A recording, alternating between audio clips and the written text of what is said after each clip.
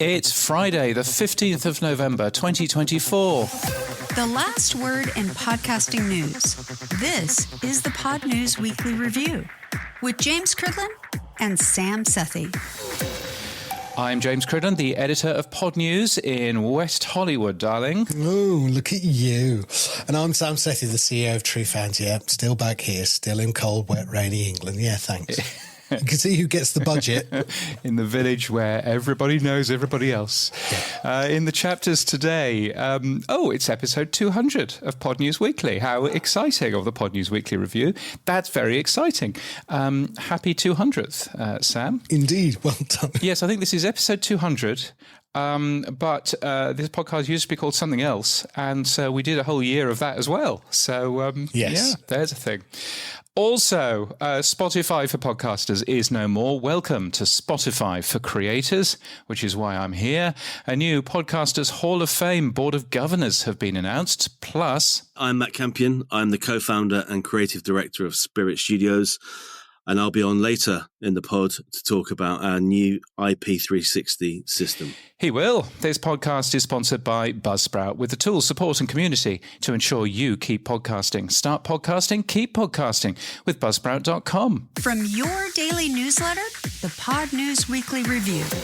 So, Judith, come on. You've hinted that you're in West LA. Why are you in West LA? Yeah, so West Hollywood, if we're going to be strictly accurate, in the hills overlooking the... it's very strange. I'm in a hotel which is English themed, and there isn't an elevator in here. There's a lift, which is really confusing with my head. Yes, I'm here for the big Spotify announcement that was earlier on this week. Gustav Söderström and Daniel Ek announcing a bunch of new features for creators in a event that they called Now Playing, and perhaps getting rid of the podcast word forever, because Spotify for podcasters is no more. It's now called Spotify for creators, Sam. There was a section in there that I wanted to ask you about. It says this new partner program that they're launching, which, again, probably need to explain better, but it says you can earn money from podcast audio ads both on and off the platform. I didn't understand the off the platform part. So when you host with Spotify for creators, then obviously your podcast is available everywhere, and they will drop programmatic ads in your show if you want them to. And, of course, those work when you're listening on Spotify, but also those work when you're listening on Apple Podcasts or Overcast or Pocket Casts or whatever it is that you want to, True Fans, obviously. And, indeed, other podcast apps are available. Yes, so that's the standard way that you can earn money out of podcasts, and that is something that Spotify are offering in their new Spotify Partner Program for audio ads. But then they've got an additional thing around video as well. So it says here, James, early next year, revenue based on video podcasts that you stream, you'll be able to earn that without any ads in the actual podcast. How are they going to do that? Yeah, so it's the amount of money that premium users are paying Spotify. They are sharing some of that with creators. They were really touting it. It was weird. It was a bit of Adam Curry that they were saying. Basically, they were saying that you can make the sort of content that you want to make, not what your advertisers want to make. Which I thought you've been listening to the Podcasting 2.0 show, so that was interesting. The way that creators will earn money on the Spotify video platform is just how much of your video podcast is streamed by the premium users of Spotify, and there are hundreds and hundreds of millions of those. You get a little bit of money for how much your podcast is streamed. So that's a good thing. And what it also therefore means is that the videos will appear uninterrupted and ad-free for those users. If I'm reading between the lines correctly, then the videos will have ads if you're on the Spotify free tier. although there are a vanishingly small amount of those. But that is very clearly a shot against YouTube. That's very clearly saying we are going to be the host of video from here on in. We're going to be the host of video shows, and that is why I think they had a bunch of different creators here. Not very much press, but a load of creators that were here. So, James, this video sharing of revenue then, this appears to be using listen time and not downloads. Does YouTube offer an ad-free program like this? Yeah, so YouTube does. And I think this is interesting because there are parallels with YouTube and there are also differences with YouTube. Obviously, YouTube has no audio monetization tools. Everything that YouTube does is video.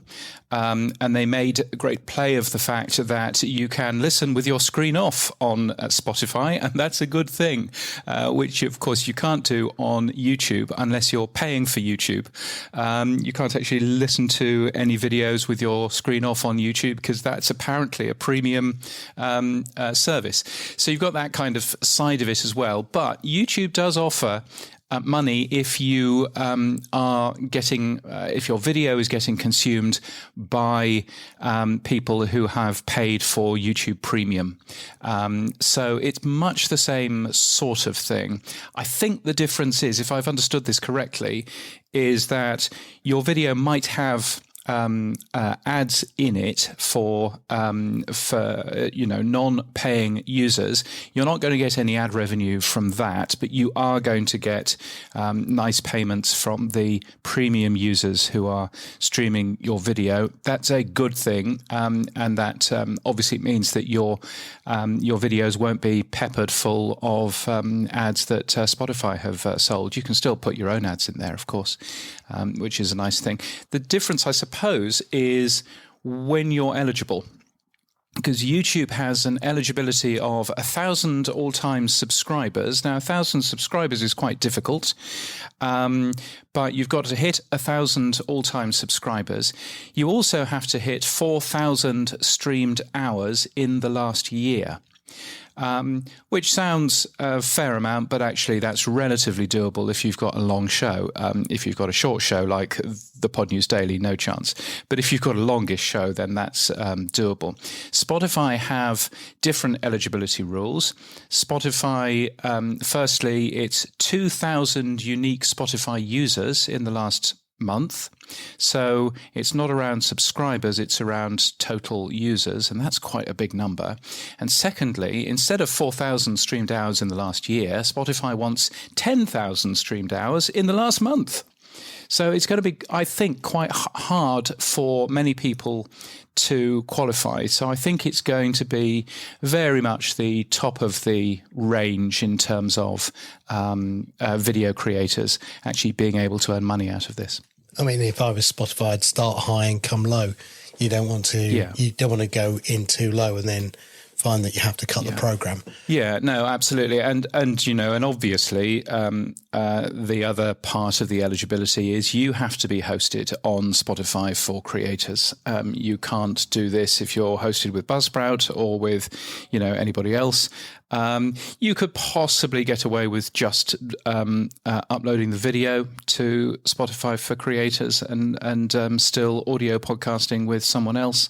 But obviously you won't earn any money from the audio side of it. What sort of money can you earn, though? I mean, what isn't clear to me is how much you might be able to earn from this. Is it 50p in a Mars bar or is it $10,000? Well, they showed, of course, very fictitious, made up, screenshots of their platform, because you obviously get lots of reporting as well, which they showed off. And they showed off monthly revenue of around $17,000. But there again, we've got no idea how big that show was. And it was very clear that it was just a fictitious thing. I mean, if the going rate at the moment is somewhere in the region of 20 or 30 US dollars per thousand, then you can imagine how much money you're going to make off that. What we don't see is much of the detail in terms of what Spotify's take is going to be. We don't quite know how the rev share is going to work, how much money you will get per premium user stream. We don't actually have any of that data yet, and the main guts of this won't be up and running until early next year. So it's a good announcement, but I don't think we've got all of the detail quite yet that we want to. And of course, when you do upload video onto the Spotify platform, it gets rid of the audio. So you only have that video file. And if you're listening in audio, you're just listening to the audio track of the video, if you see what I mean. So you can't actually have two slightly different edits in there or anything. So there's lots of questions, I think, that creators are looking to get answered. But it was certainly a very impressive, event, and they certainly want to woo as many creators as they possibly can into being a part of this. Now I can see why they're doing it, aka YouTube, and I can see they're making it as attractive as possible. What I don't understand is we talked about last week or the week before, and a play based on the IAB. In Apple, it could be 60 seconds, in Spotify, 30 seconds, or vice versa. And if this is based on streaming itself, which again, I think you mentioned, you could have 3 streams or, and it would actually say that's 3 plays. So a lot of ambiguity in my mind about the qualifying bar. If it's, do I start a podcast and I'm listening to it and then that qualifies it to be a rev share, or how long do I have to listen for the rev share to be actually allocated to that creator? I just can't see where the detail is. Yeah, we've not really got too much of that detail quite yet. I mean, to be fair, there isn't very much detail in terms of how YouTube works now. We don't even know what a play is on YouTube. They've not actually ever published that. So I suspect that it's going to be much the same for the Spotify platform, as well on that. But I think certainly, it'll be a little bit of wait and see until we get a little bit more information in maybe January, early February.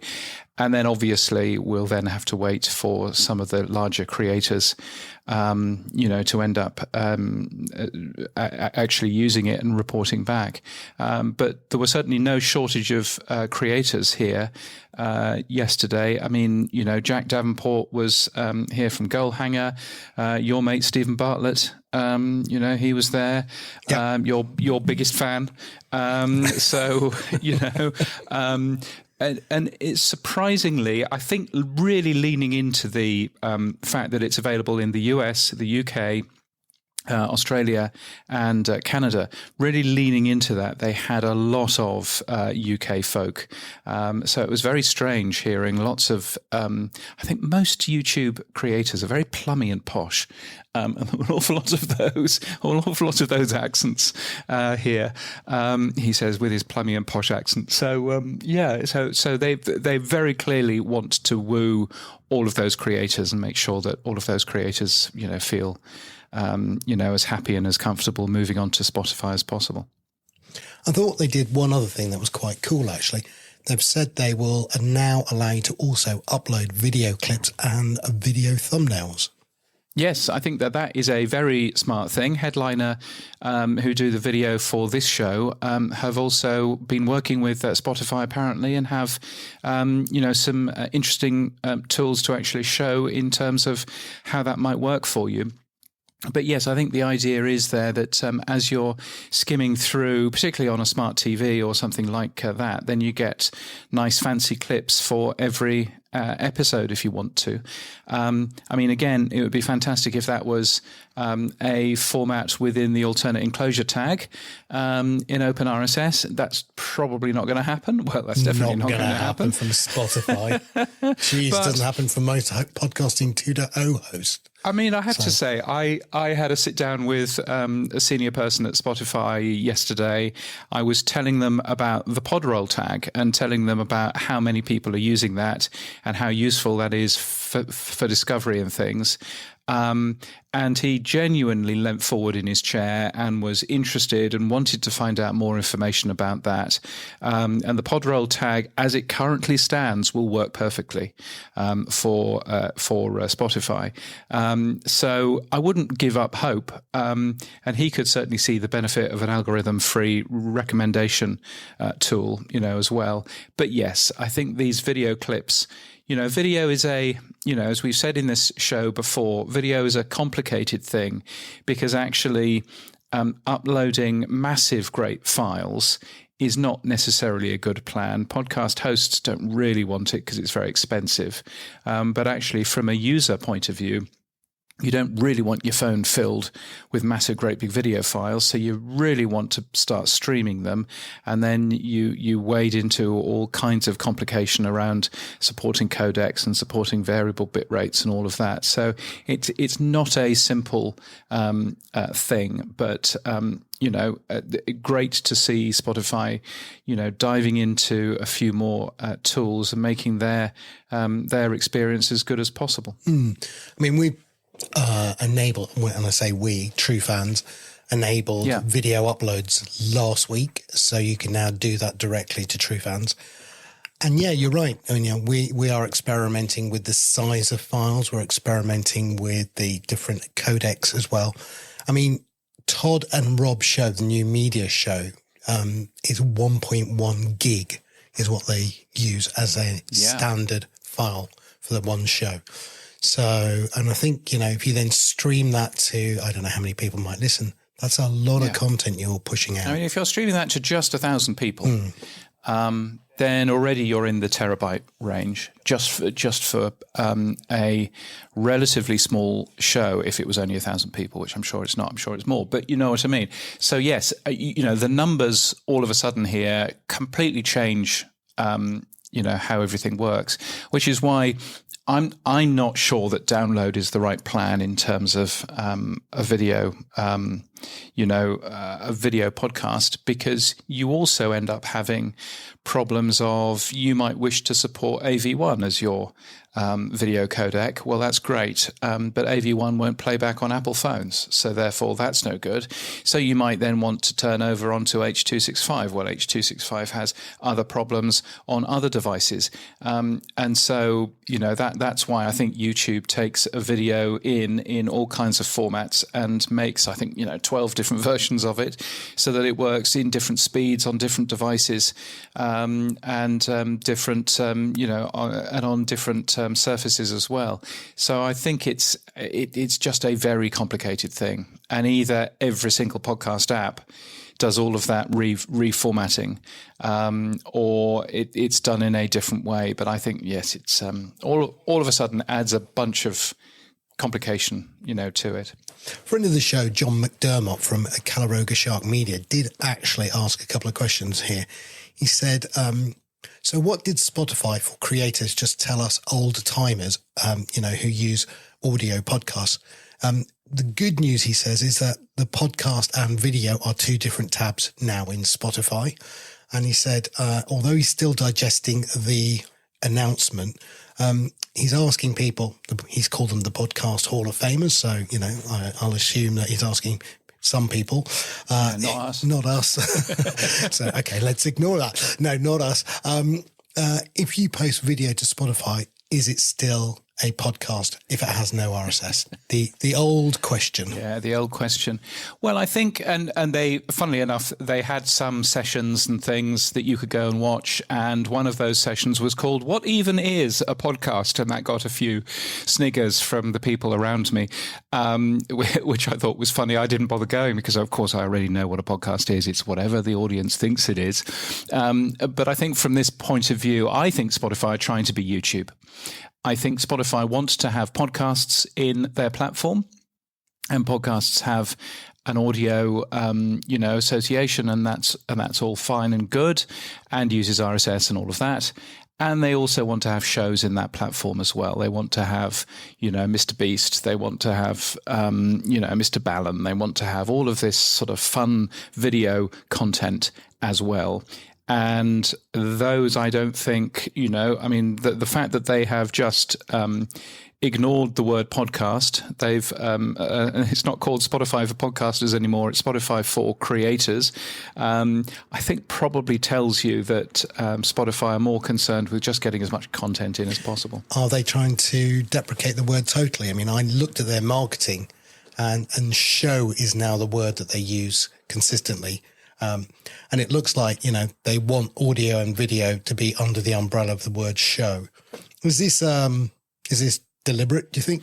Yeah, I don't know. I mean, I think I'm sure nothing is deliberate in terms of Spotify. It was an incredibly planned event. And so if they're using the word show a lot, well, that is a more inclusive word because it does include, things like Mr. Beast or, things that don't necessarily, I wouldn't necessarily call a podcast. And there are a few people talking about, a podcast is just two people, having an interview in front of a camera, isn't it?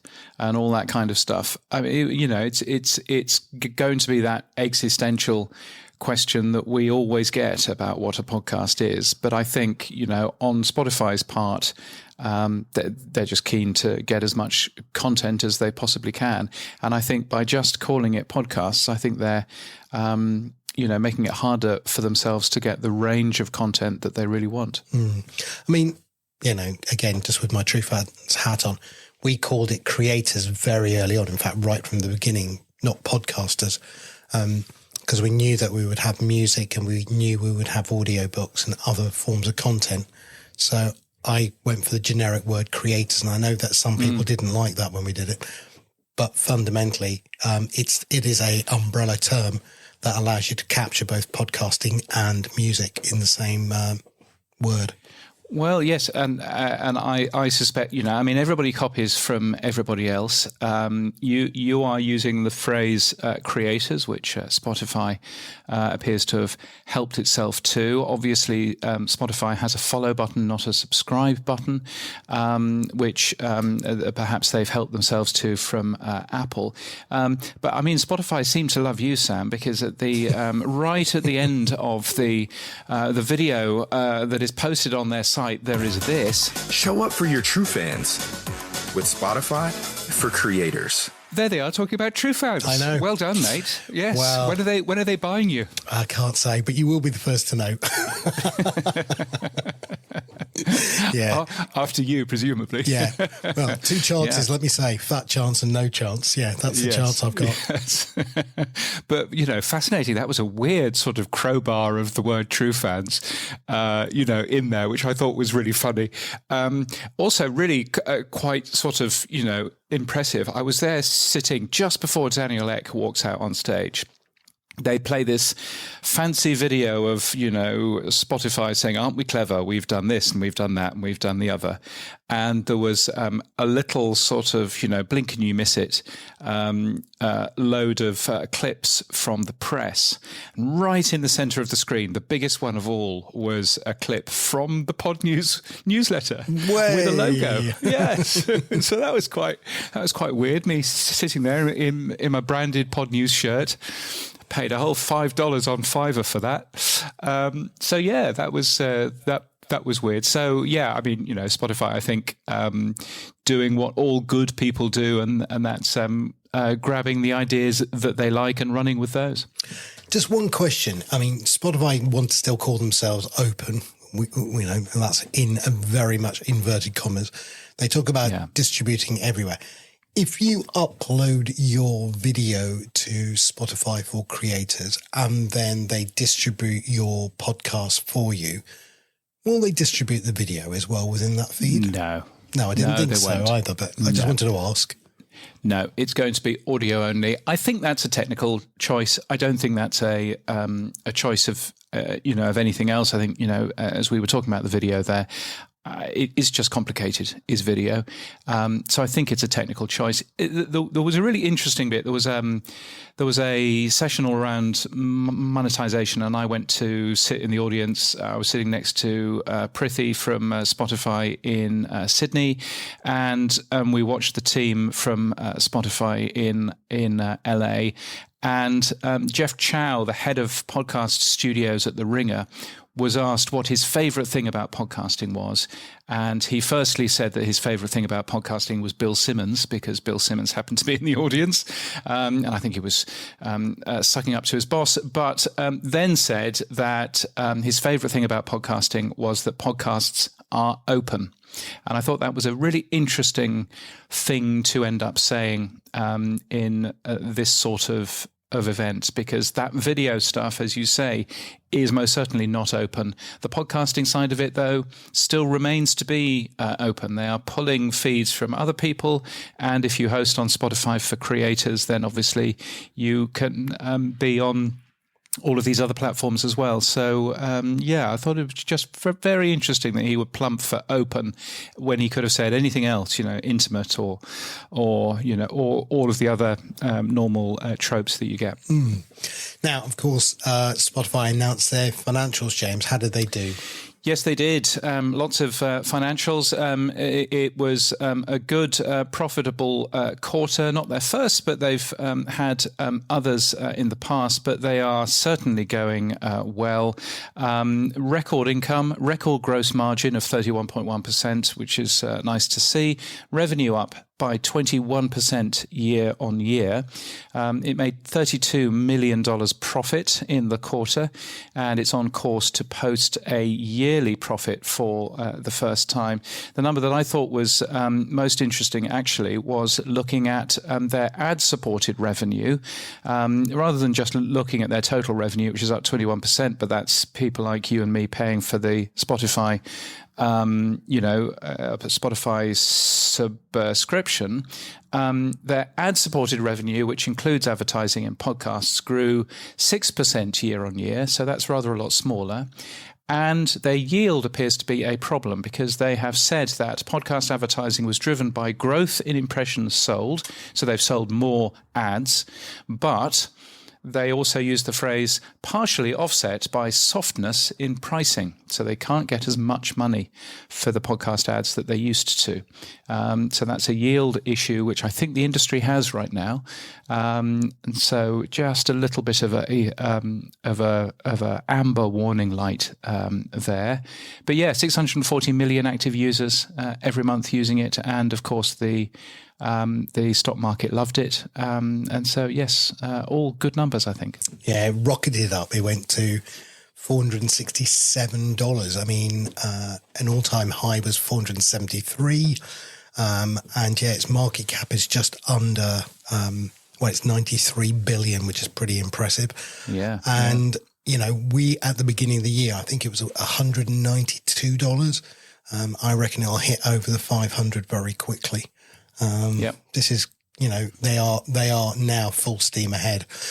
By comparison, I looked at Meta's daily active users and YouTube's as well. 3.29 billion, that's also their monthly active users, and 2.49 billion for YouTube. So, when you look at 640 million active every month from Spotify, they've got a way to go still. So yeah, but also on the other side, YouTube Premium, the paid-for services, YouTube really don't want to share that number, and there's a good reason for that, in that the last time they shared it, it was just 80 million.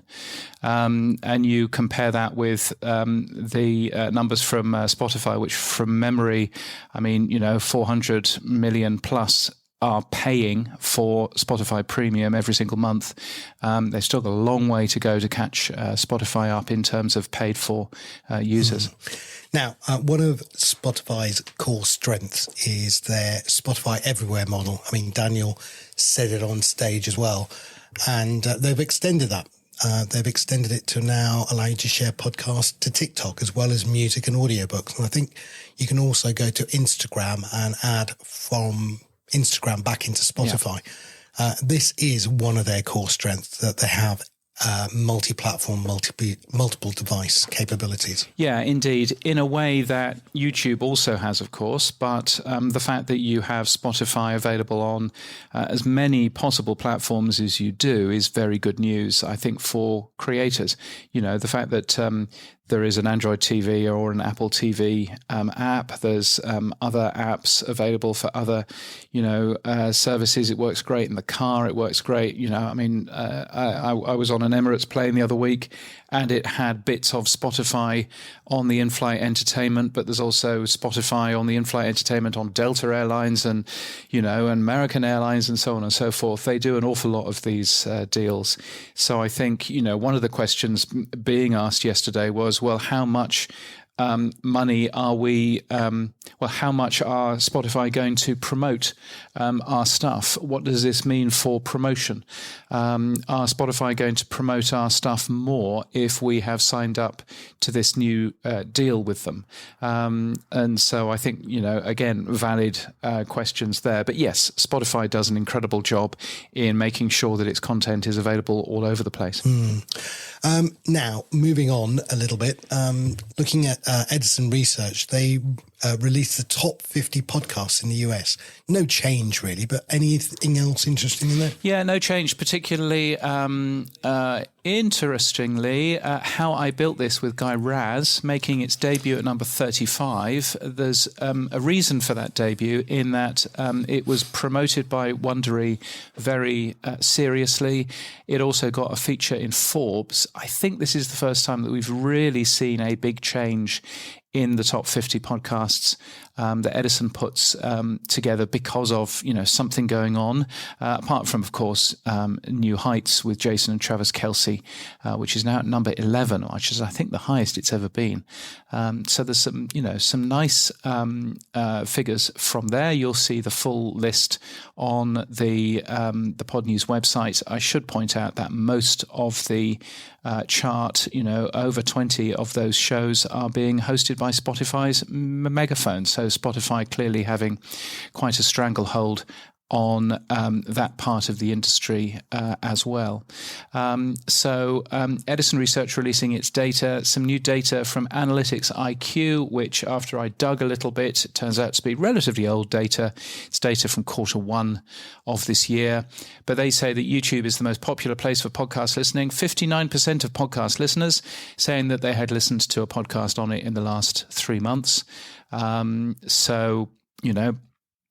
Read into that what you will. 13% of people in this data said that they used Google Podcasts the most, and of course we know that closed in March in the US. So that's why I went back and checked and said, "Are you sure about all of this?"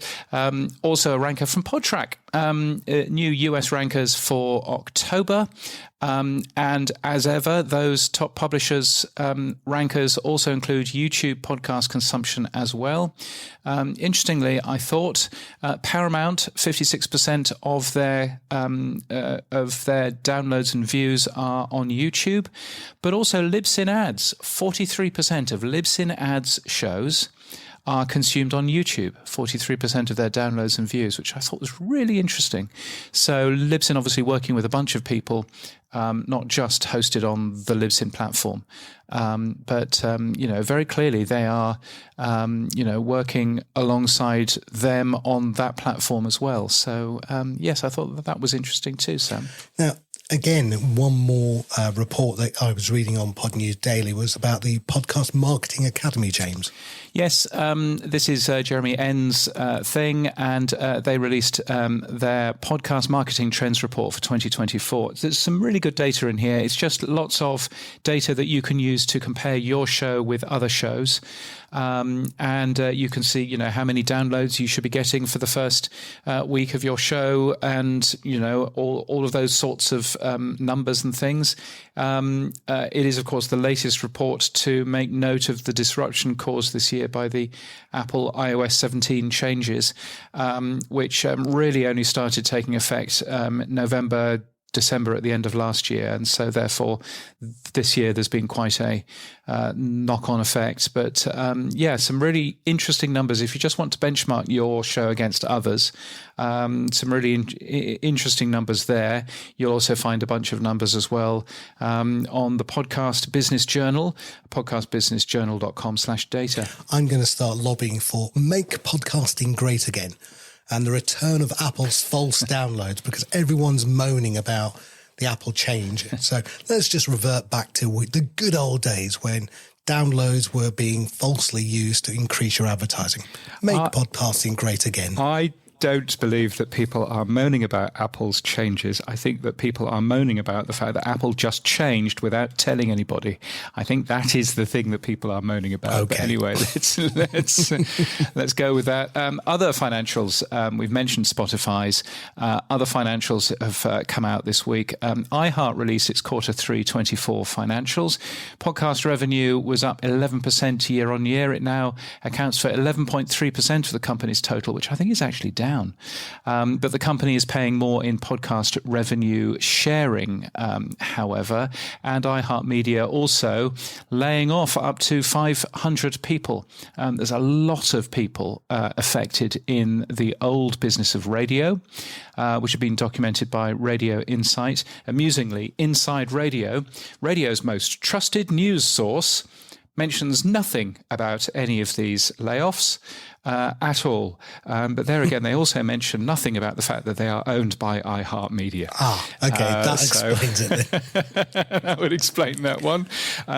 I do understand that there's been some cuts in some of the company's podcast businesses as well. By the way, talking about some of those podcast businesses, Blog Talk Radio, which is one of iHeart's many podcast hosts, that is going to close on January the 31st.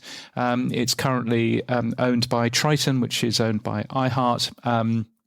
3,200 people are on that platform. It's one of the oldest podcast hosts. It's one of the very first that did live streaming, and it had I think it had a patent for taking phone calls live on a podcast or something. So, very interesting little company, launched in, as I say, January of 2006, and really neglected over the last 10 years or so. It finally dies at the end of January. A couple of other financials as well, Sam. Yeah, Audio released their Q3 financials. A company which makes an ad-skipping radio and podcast app has thankfully said it's losing $1.9 million. Did I say thankfully? Sorry, I shouldn't have said that, should I? It says its company is in debt to $87 million. Clearly, the idea isn't catching on, and I suspect that it won't make Q1 25 unless it raises another $10 million, which I can't see them doing pretty much. Yeah, I think, Audio, I mean, there's then been a flurry of incomprehensible SEC notes where they're splitting shares or issuing new shares and all of this other magical ways of making money that doesn't really exist. Yes, never mind. And the New York Times has released its Q3 24 financials. One of the things, we mentioned that Spotify has definitely reversing out of the word podcasting. The New York Times, which is one of the biggest podcasters in the US, has only mentioned the word podcasting twice in the prepared remarks that they actually had. The one thing that they do say is that they began to experiment to make audio a more direct driver of subscriptions with new paid offerings available through Spotify and Apple, i.e. they pulled all of their shows and put them behind the paywall. In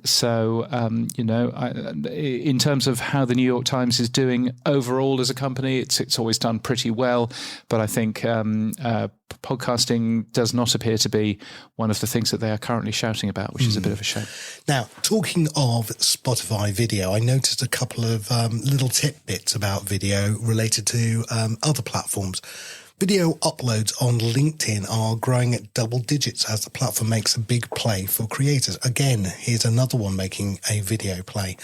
Any thoughts there, James? No, I mean, interesting to see LinkedIn doing things on video. I'm sure it's still quite small, but we are hearing that LinkedIn and some other platforms are going with what I discover are called MGs, minimum guarantees, large MGs, which of course is the way that podcasting used to be 2 or 3 years ago, is not the way that podcasting is now. But LinkedIn and some of these other platforms appear to be now promising creators the earth to get their content onto their platforms.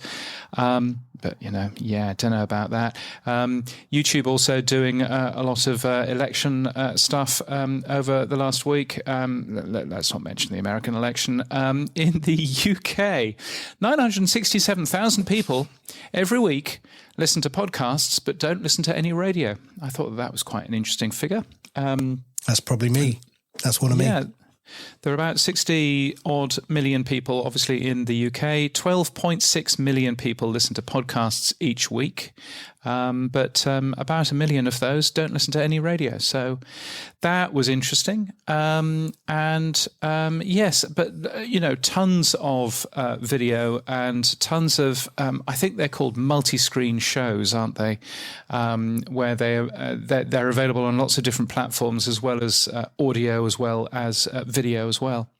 One of the things that I was really surprised about with this now playing Spotify announcement was that they didn't replicate what Apple or Google or the other tech companies do, which was to broadcast it live on their own platform. I'm surprised that they didn't think, oh, you know what, if you tune in to Spotify on the app, you can listen to the earnings call, or you can listen to the new features, or whatever it may be. Am I missing it, or was it there? I don't think that Spotify can do live video. I don't think that they can do that. You might remember that the Rest is Politics did a live video feed from the Spotify studios in New York City. Yeah. That was not available on Spotify. Only Catch Up was. So I have a feeling that they can't do live video yet. Wouldn't that be interesting when they can? Because if I was Mr. Spotify, Daniel Ek, I would be building in paid-for music gigs that you can watch a live music gig within Spotify. Why would you not do that?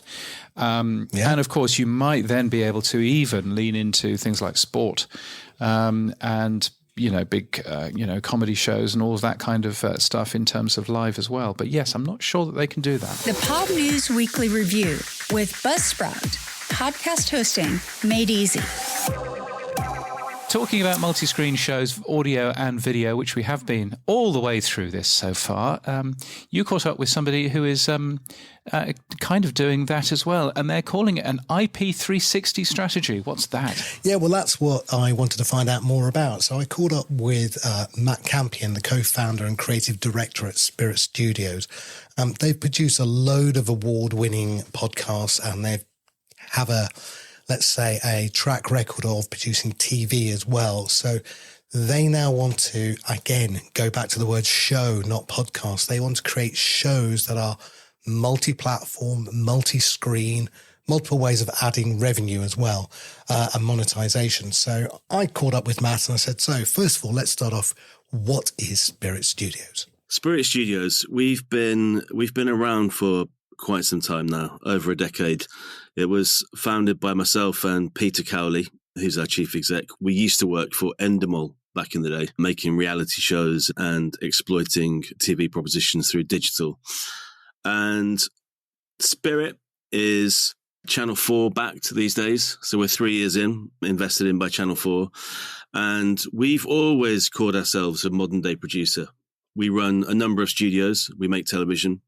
We make podcasts. We make branded content, and we also own and operate some of our own social media channels. I suppose in a sense, Spirit is a business that comes up with great ideas and then tries to exploit it and serve it to as many audiences in the places that they are. You've got a very extensive slate. How do you go about choosing the type of genre that you've gone for? 3 years ago, when Channel 4 came on board, the investment was to build out our podcast studio. So we now have a fully functional multi-camera studio in London that produces our owned and operated podcasts, but also produces lots for others as well. It's a service business that works with other producers, works with brands, works with broadcasters. We also invested in a head of scripted. So we've moved into drama because we've seen the way that content is shifting.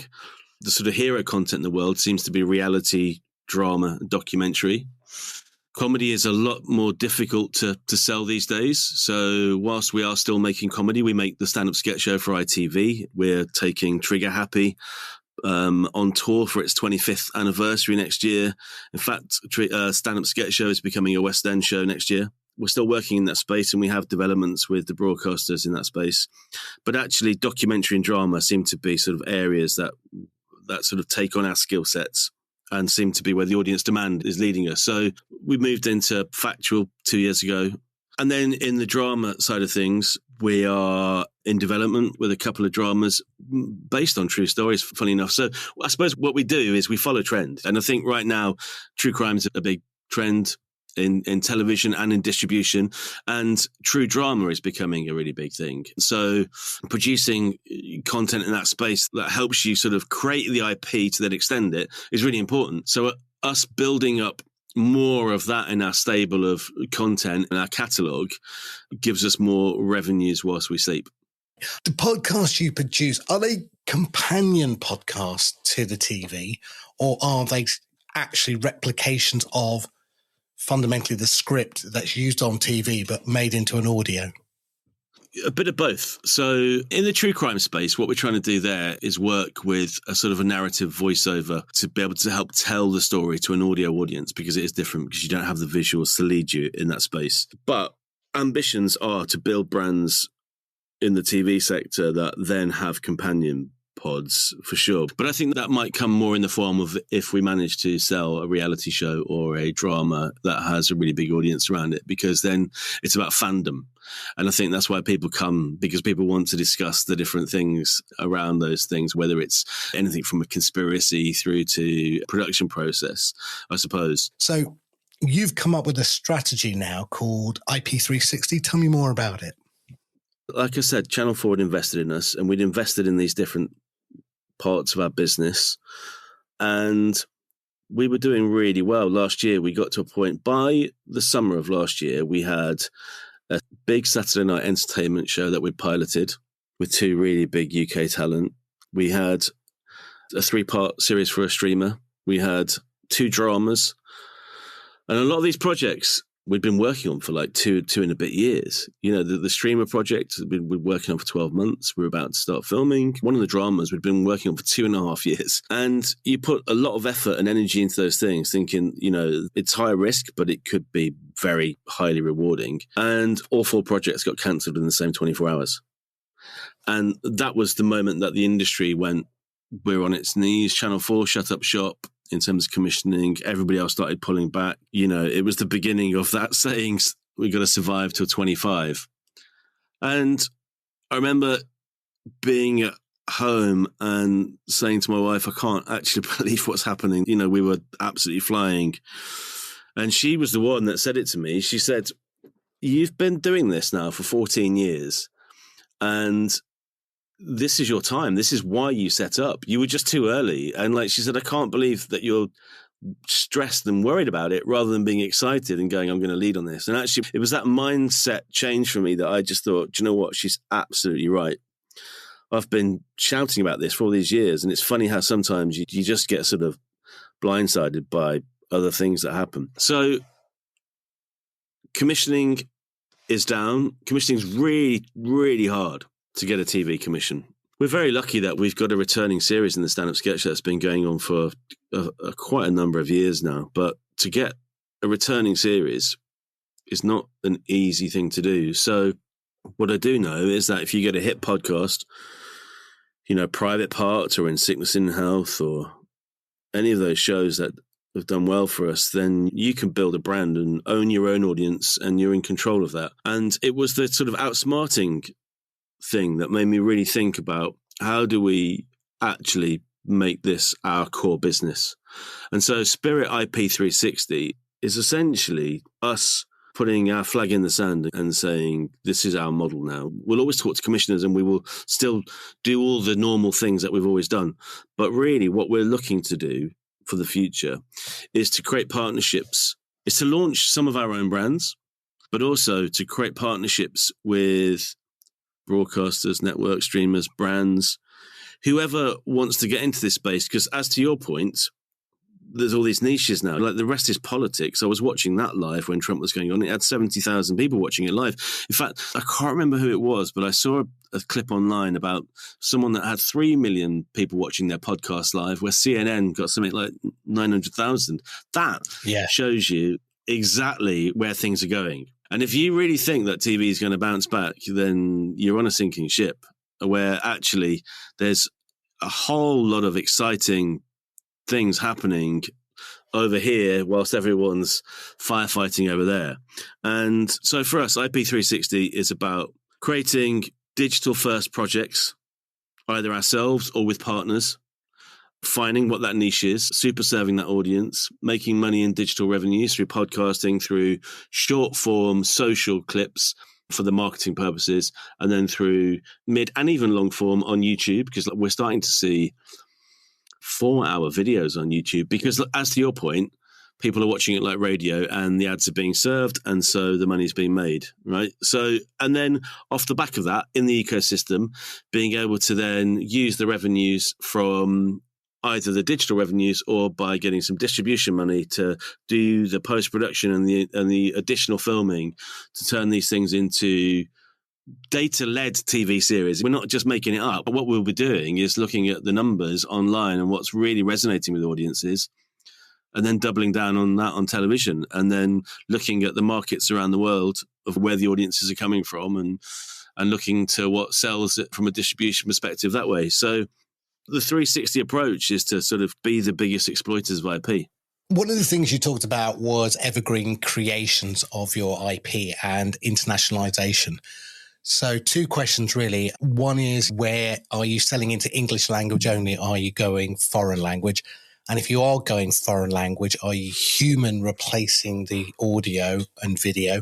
Or are you going to use AI like companies like Wondercraft to actually take the audio and just turn it into an AI voice? That's a good question. Currently, we do distribute to different multi-language countries, and it's all done through subtitles. That's the choice of the buyer.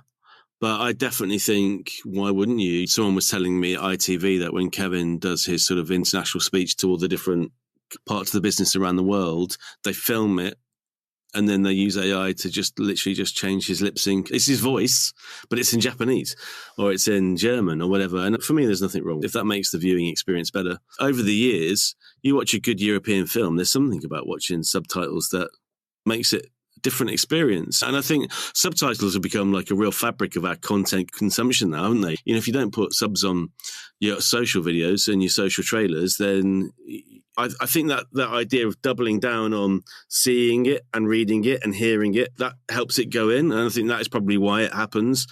But yeah, I don't know, if you could just watch it in the normal language, I suppose, why wouldn't you? Last question, Matt. Which channel is your most sticky channel? As in, this is the one where we put content out that we grab the audience from, who then go left or right with our content. So they'll go, yeah, I love this on YouTube. I saw the documentary. Now I'm going left to the podcast, or no, I'm going right to a TV show. Which one works best for you? Instagram and TikTok. So your social reels and building your audience where the community is, then if you can migrate them to YouTube, YouTube becomes part of that ecosystem. But it's basically the comments-based platforms that have video to them as well are the places where you can get real engagement. We've just launched a new food podcast, a funny food podcast called Stuffed. And Stuffed stars George Egg, the snack hacker, who was Fortnum & Mason's food content creator of the year. And it's got a guy called Martin Odell, who is La Gomme Chef, who's like the food waste disruptor. They're both really funny, and they've both got really unique ways of doing what they do on social media. And the pod's great. It's really funny. It's got a lovely format.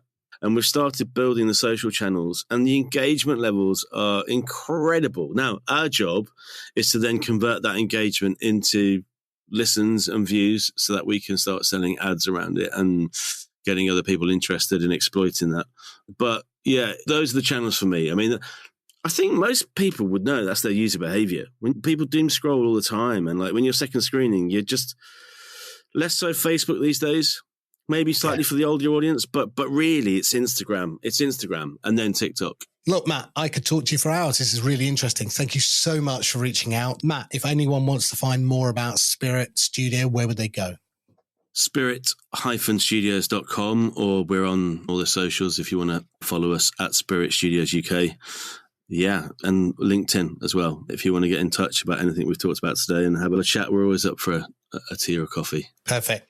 Matt, thank you so much, mate. Thanks. Matt Campion from Spirit Studios. There's a long version of that interview, as there is with all of the interviews that we do in the Pod News Extra feed. If you want to grab a little bit more of that, there's also the interviews that we did last week with Michael Parkinson's son, Mike Parkinson, and Jamie Anderson as well. And you can catch up with those. They're both excellent interviews, over 30 minutes long each, and is definitely worthwhile a listen. One other piece of news this week, Sam, is the Podcasters Hall of Fame, or the Podcast Hall of Fame, to give it its correct title, which has announced a new board of governors, which is interesting. Some names falling off the list of the board of governors, and actually there are some people on that board now who are not in the Podcast Hall of Fame themselves, which is interesting. Your friend at Hubhopper is on that board of governors, I notice. Yeah, Gotham Rajanan, congratulations for getting elected to that board. I think, it's great that this still exists. I think listening to Todd and Rob talk about it on their own show, Rob was talking about, rebranding it, getting new sponsors. I think sort of bringing it back to life. I think it had a little bit of a dip. Look, it's great if people are recognised for their work in the podcast industry. Hint, hint, James, when are you getting yours? Well, I mean, they say it's very much been around the history of the medium. It's very much been around podcasting, but behind the microphone. There've been a few people who have been a bit more to do with the other parts of the podcast industry, but mostly it's people behind a mic. Adam Carolla, Todd himself, Rob themselves, and so on and so forth. So it's not going to be me. I mean, it'd be fun if it was, but that would mean I'd have to go to Florida in January, and nobody wants that. So so we'll see. The eligibility guidelines are quite interesting. They've been published on the new website, which is called podcasthall.com. I'm sure that they had another domain last year or the year before. But yes, podcasthall.com is where you'll find all of that information. But the eligibility guidelines is a lot of stuff around, who is actually, eligible. And I think that there is a bit more language around people that are involved in podcasting, but aren't actually talent behind a microphone. Not that we're allowed to use the word talent anymore. Yes, Okay. that should be really interesting to end up seeing. People News on the Pod News Weekly Review. Yes, people news, and think of the people at Samsung. Samsung Podcasts is closing. You may have forgotten that Samsung themselves have a podcast app, but they do. At the moment, you've probably found it if you have a Samsung phone on the Listen tab of Samsung Free or Samsung O, or maybe it's Samsung Zero. I have no idea. Anyway, it turns out that I don't need to have any idea because it's all going away. It's closing on December the 1st. It only launched in March 2021. It was supposed to be the next big thing in terms of podcasting. Libsyn in particular got very excited by it, did a special deal to get their shows into there, and it's done absolutely nothing. So goodbye, Samsung Podcasts. We hardly knew you. And Chris Wallace, this is interesting. Chris Wallace, who is a CNN host, former Fox News host. I think he's one of the only people. The only nice one. Yes, yeah. I think he's one of the people. Well, I don't know. I think he's one of the people who has successfully done the tightrope walk between Fox News and CNN.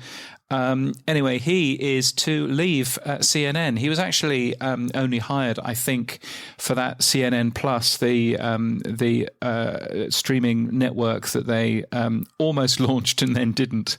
But anyway, he says that he isn't interested in working for a big network anymore. He says that he wants to work for a streaming platform or for podcasting that he described as where the action seems to be. He's about 77, I believe. Yes, so I thought that was interesting, seeing somebody with that kind of gravitas. He's done a presidential debate and things like that in the past. And he's basically gone, I'm not interested in TV anymore. I think streaming or podcasting is where it's going to be.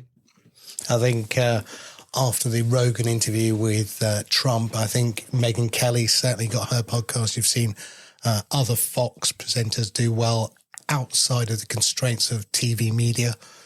It's not surprising. Awards and events, James, what's going on? Yes, so there's the Webby Awards. The final entry deadline for those is December the 20th. And there's an interesting event that we had the exclusive on earlier on in the week, a show called Kill List, which is an investigation into a murder-for-hire website, which apparently targeted hundreds of innocent people.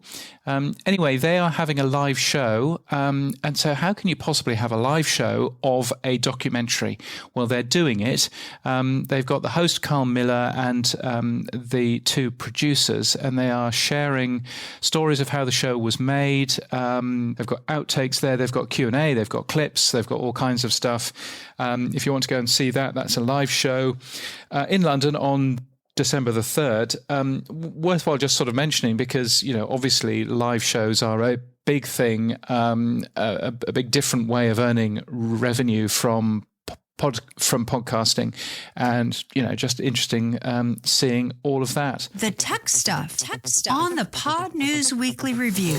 Yes, it's the stuff you'll find every Monday in the Pod News newsletter. Here's where Sam talks technology. There's quite a lot to get through here, Sam. What have we got first? OSHA doing integrations with Zapier, which is a very clever thing. Podpage adding a listener survey tool for anybody using its podcast website service. What did you think of this? Yeah, I mean, it's based on Tom Webster's book, The Audience is Listening. Again, it's good to ask your listeners what they want and what type of content they'd like. So good on them, another way to reach out and create interactivity. Yeah, and I think the nice thing about this is that because they're using a set of standard questions, and then you can add your own, but that set of standard questions could perhaps in the future be a benchmarking tool, that of all of the shows on Podpage, this is where, all of the shows are, and this is where your show is, in terms of some of the answers. So I think that's quite an interesting thing. So congratulations on that. Rode has launched its smallest wireless microphone yet, the Wireless Micro, which is very fancy. It's built, interestingly, for your mobile phone. So there's a receiver that plugs into your phone, and then you've got those two little clip-on mics that you can wear, which I thought was quite interesting, very much focusing, again, on video and on shows. Pocket Cast is going to change the words in its app. They're no longer going to use the word subscribe. They're going to use the word follow, according to the change notes that we spotted. The word follow is used by Apple and Spotify. What does True Fans use? I had a real issue when this first came out. I fundamentally believe follow is to people, and I thought subscribe would have been ideal to keep for podcasts. But I understand why Apple did it, because they had their paid subscription, so they had to subscribe to that. So they then used follow, but they didn't have any social media element within the Apple podcast app. So they changed the whole verbiage of the industry in order to suit their subscription channels, which is fine. That's what they can do. and Spotify followed. We use Become a Fan. It still has that element of subscribing to a podcast. And we also have a social media element. So we still say follow people or follow music artists. And then we don't have subscribe in that same way. We have support. And I think there's a big difference from my perspective at True Fans. Subscribe is where you pay like Patreon or any other subscription service on a monthly basis, irrelevant of any new content being delivered. We created the word support because you can say, I want to pay so much per month, but only when you deliver new content. So again, the whole industry is going to follow the big behemoths, and follow will be the standard word, I'm afraid, as much as little old True Fans might not want it, even if we do get name checked by Spotify. But the reality is, whether it's follow, subscribe, or whatever you're going to use, people will understand it within your own app anyway. Yeah, no, indeed. No, I think that's very interesting. What else is going on? We've got McAfee, which has a tool. I think this tool runs on your computer, and I think it monitors the audio that you're listening to and flags AI-generated audio within seconds, it says.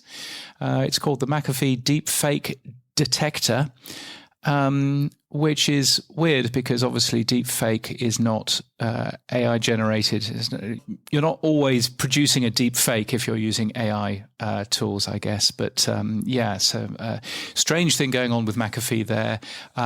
There's another tool that summarizes podcasts called PodSift that now has 250 podcasts in their service. They're very pleased about it. And Courtney Kosak, friend of the show, and indeed a previous host of this show, she is now celebrating her third year of running the Podcast Bestie newsletter and podcast. It's got over 5,000 subscribers. It's a paid-for thing. It's well worth taking a look at. So congratulations to Courtney for that. Now, one thing you did, James, was you did a bit of tech as well while you were, flying around all around the world. You looked at the RSS compression used by all the hosts out there. What did you find? Yeah, so if you're a podcast host, it turns out that you are probably feeding your RSS feed 42,000 times a day to different people. It's a big thing, RSS, which is why actually you have a number of podcast hosting companies who are trying to avoid putting loads of additional stuff in the RSS feed because it does actually cost them money, at the end of the day. So I assumed, of course, that RSS feeds from podcast hosting companies were being correctly served with compression on them, which saves a tremendous amount of bandwidth for an XML feed like an RSS feed is. That will probably save you about 80% of your bandwidth bill. Surprising to learn that there are a lot of people that don't do that. That don't compress their feeds. An awful lot of people as well that don't also mark their feed with when it was last updated, which they kind of should be doing. So they're actually paying far, far more for their RSS feed hosting than they really should be. So I thought that was interesting. You'll find a list in Monday's Pod News newsletter. And just, I just ran a bot and saw what I got back. So, so I just thought that was interesting. And Apple Podcasts seems to be doing something a little bit strange with the Pod News Daily, and I was curious as to whether it's happening with anybody else. It appears to have stopped ingesting our own transcripts. It is now just using its own transcript tool, which is nice, but it's not spelling co-host correctly, and it's spelling a few other things better than wrong. Parkinson. Yes, short Parky, which is why there was no transcript for this show last week. Parky turns into something that is quite different. and I just didn't want the risk of having something that was a little bit close to parking. That did make me laugh. Yes, so that really gosh, did. that was a thing. But yeah, I'm just sort of curious if you're seeing Apple Podcasts reject your own transcripts. Is this a thing that is happening to other people?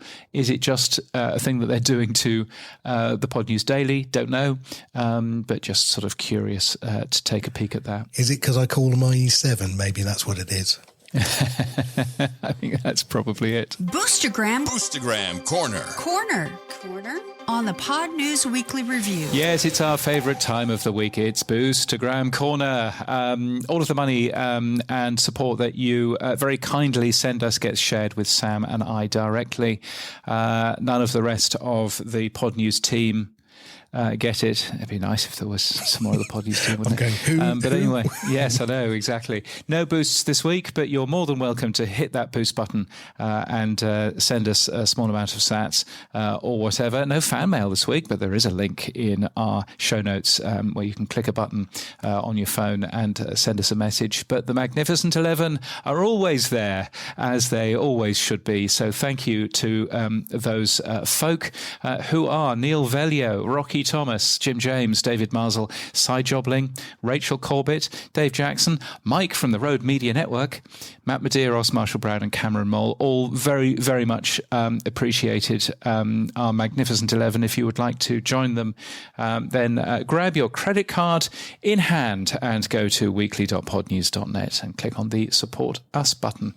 So what's been happening for you this week, Sam? Well, a couple of interesting things. One, I saw there was an interview by Owen Malik with Dennis Crowley. Dennis Crowley was the co-founder of Foursquare, if you remember that app. He's just launched a new one called Hopscotch. And I thought you might find this interesting, James, because Hopscotch basically uses the GPS on your phone with AirPods to give you information about your location.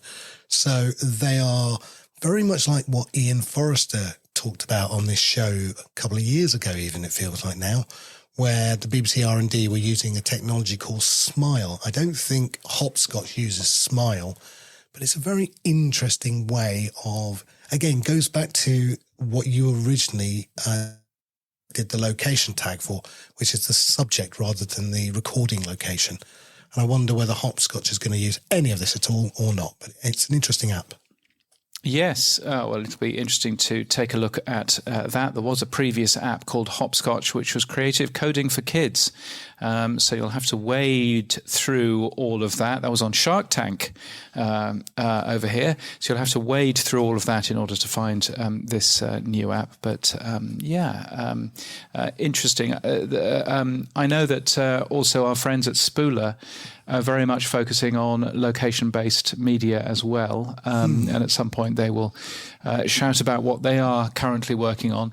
So I think location-based stuff is good. Talking about location-based, you are doing a Thames walk at the moment. You're walking the 190 miles or whatever it is down the Thames. How's that going for you? Yeah, 290. Yeah, good. Oh, yeah. Started. I had my Meta Ray-Bans with the Meta AI with me, which was totally useless because it can understand what is in front of it visually. So it'd say there was a statue. I can see a river. Yes, basically. There is a river in front of us. Yes, it couldn't tell me what river, couldn't tell me what statue, couldn't tell me what building. So the location stuff from Hopscotch would have been much more useful. Yeah. But what I do see is a new paradigm of where AI in glasses, without getting your phone out all the time, with real data behind it, could be really, really interesting, certainly for people doing stupid things like me, walking from it's basically the mouth of the River Thames to its source. So, yeah. Yeah, no, I think there's a lot of fascinating stuff that you can end up doing with that. So, yeah. You mentioned earlier on in this epic show that you have done video uploads. There's also a new search engine on truefans.social as well, apparently. Yeah, one of the things we worked out is that people want to follow, let's say, Pod News Daily or Pod News Weekly. They can see a link within the app, but it's not obvious how you then follow that in your ActivityPub client. So we've built a new search engine on truefans.social. That's going to go live on Friday. And you'll be able to then look up anyone or any podcast, and then you'll just click a button, which will then allow you to follow it within your own choice of client. So Mastodon or Plex or wherever. Okay. So yeah, it's basically, before it was a little bit sort of, oh yeah, okay, now what do I do with, now I know that there's a activity pub stream, where do I put it, how do I use it? And now we're just trying to finish that bit of polish onto that feature. Very nice. And you have jumped in with the rest of them to close your Twitter account, or at least suspend your Twitter account. And you're moving to Blue Sky as well, weirdly. Well, I've decided that, I'm going to give it a 4-year hiatus and see what happens in 4 years' time. But in between, there's a big push towards Blue Sky. I posted that, I'm going to try using Blue Sky as well as a bit of Threads, a bit of Mastodon, and see where all of those kind of go. Yeah. I did say Threads does worry me. They've had a long enough time now to properly federate, but they won't do it. It's one-way federation. And that is Zuckerberg to a T, suck data in, don't give data out. And so I don't trust Threads right now. So that's why I'm looking at Blue Sky. But again, just looking at different options. Yeah, but, Blue Sky, yes, it uses a decentralized protocol, but that protocol is pretty well impossible to decentralize in reality. You need, you need terabytes of data to enable you to actually do that properly. So I kind of look at Blue Sky and I think it's just another Twitter. That's what it'll become. And there will be, they've just received a ton of funding, but those investors will be wanting their money back at some stage. So it's all a bit, I'm not that interested in Blue Sky. Clearly that's where the people are going, though, because it's easier to explain than the Fediverse.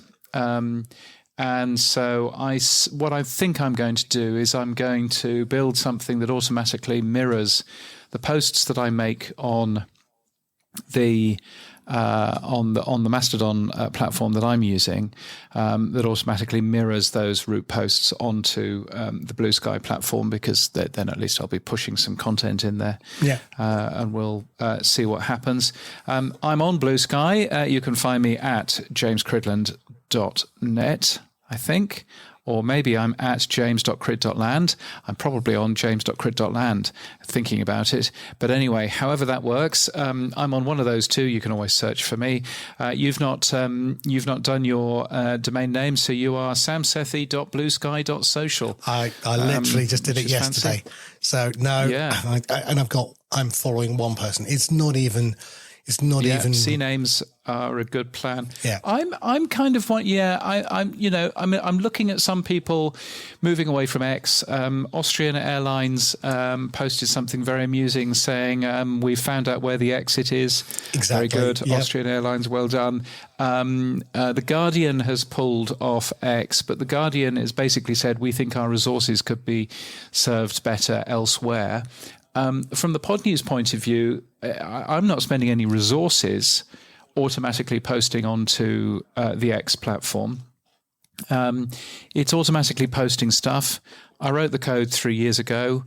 I've changed the profile on the X platform to basically say that this is an unmoderated, what was the phrase I used? Unmonitored, automated feed.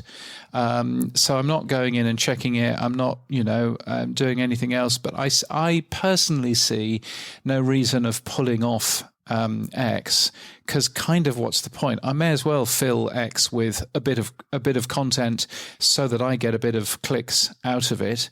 I'm not necessarily sure that I should be quite being as as excited as the Guardian is, and they've got their own reasons why they're coming off. So, but in terms of my personal feed, I've basically said, I'm not using that anymore. I'm still going to hold on to it. I'm not going to come off that platform, but I'm still, it's a weird and wonderful thing, really. Yeah, I won't close the account as in delete it, because I don't want anyone to hijack the name. But that's the reason. Indeed. That's it. Yeah. And that's where we are. Now, when are you flying back to the sunny shores of Australia? I am flying back to Australia for this is my last international flight this year, and until February of next year, I'm flying back later on today. So that will be very nice. I'm quite looking forward to going home. The jet lag in LA, I've forgotten how bad the jet lag is, and essentially you wake up at 3:00 in the morning and that's it. So, so it's not a particularly fantastic thing, but yes, so that is going to be good, and looking forward to being home for a prolonged period of time. Lots and lots of storms and things going on in Australia at the moment because it's our tropical weather is all of a sudden kicking in, and so everything is very wet and very humid, but yes, I'm looking forward to being home a little bit later. I've got lots of goodies for my daughter from the Spotify event, because my goodness, the goodie industry, the personalized gifts industry, they did very well out of this event as well. Let me tell you. Yes, so that's very good. All kinds of things. My daughter is going to be delighted with some of the tat that I've got her. But there we go. It's like the Oscars, with the little handbag they give you at the end with all the stuff in it. Yes. Yes, exactly. And that is it for this week. All of our stories were taken from the Pod News Daily newsletter. You can subscribe to that at podnews.net, and longer interviews, of course, as well in the Pod News Extra podcast and other stuff. You'll find that wherever you found this podcast. You can support the show by streaming sats. You can give us feedback using a Buzzsprout fan mail link in our show notes, and you can send us a boostgram or become a power supporter like the Magnificent 11 at weekly.podnews.net. Our music is from Studio Dragonfly. Our voiceover is Sheila D, and we're hosted and sponsored by Buzzsprout. Start podcasting, keep podcasting. Get updated every day. Subscribe to our newsletter at podnews.net. Tell your friends and grow the show. And support us. The Pod News Weekly Review will return next week. Keep listening.